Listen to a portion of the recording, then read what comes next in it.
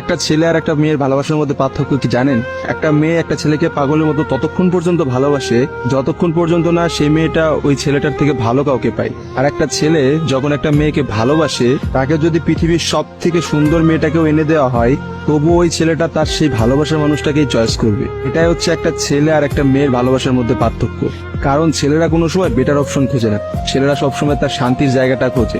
আর একটা ছেলে একটা মেয়েকে যতটা ভালোবাসতে পারে, একটা মেয়ে তার এক গুণও ভালোবাসতে পারে না। ছেলেদের ভালোবাসাটা ভয়ঙ্কর রকমের সুন্দর হয়, কারণ একটা ছেলে যখন একটা মেয়েকে মন থেকে ভালোবাসে, সেই মেয়েটার থেকে ভালো কোনো অপশন সে কখনো মাথার মধ্যে চিন্তাই করে না। ছেলেদের ভালোবাসার সাথে কারোর ভালোবাসা তুলনা করা যায় না। ছেলেরা তাদের ভালোবাসার মানুষটাকে যেমন অন্য কারোর সাথে সহ্য করতে পারে না, ঠিক তেমনি একটা ছেলে কখনোই তার ভালোবাসার মানুষটাকে রেখে অন্য কোনো মানুষের পিছনে কখনো ঘুরঘুর করে না। ছেলেরা কখনো কোনো বেটার অপশন বা কোনো সুন্দরী মেয়ে দেখলে তার গার্লফ্রেন্ডকে ভুলে যেতে পারে না।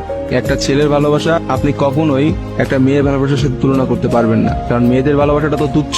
তারা একটু ভালো অপশন পাইলে, তারা একটু ভালো কাউকে পাইলে, বাইরে যেখানে দেখবে যে টাকা পয়সা আছে এমন কোনো জায়গা পেলে মেয়েরা সেখানেই ছুটে। তারা তাদের ভালোবাসার সম্পর্কটাকে ভুলে যেতে কোনো সময়ই নেয় না। একটা মেয়ে যত সহজে একটা ভালোবাসার সম্পর্ক ভুলে যায়, একটা ছেলে কিন্তু অত সহজে তার ভালোবাসার সম্পর্কটাকে ভুলতে পারে না। আপনি একটা জিনিস খেয়াল করে দেখেন তো, রাস্তার মোড়ে মোড়ে কতগুলো পাগল ঘুরে বেড়ায়। যে পাগলগুলোর মধ্যে ছেলেরা বেশি না মেয়েরা বেশি?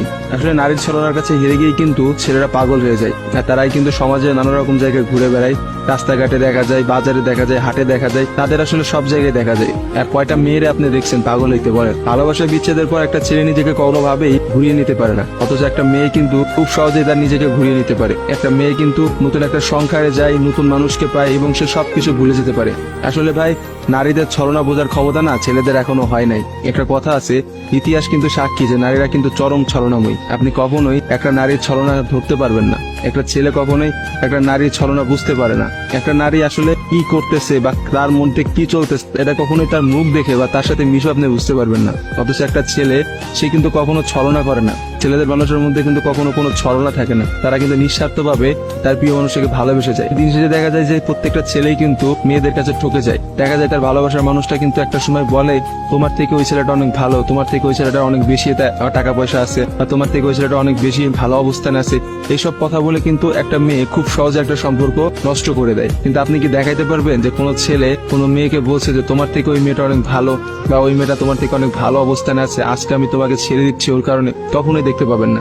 কারণ একটা ছেলে কখনোই তার প্রিয় মানুষটাকে অন্য কোনো মেয়ের জন্য ছেড়ে দেয় না।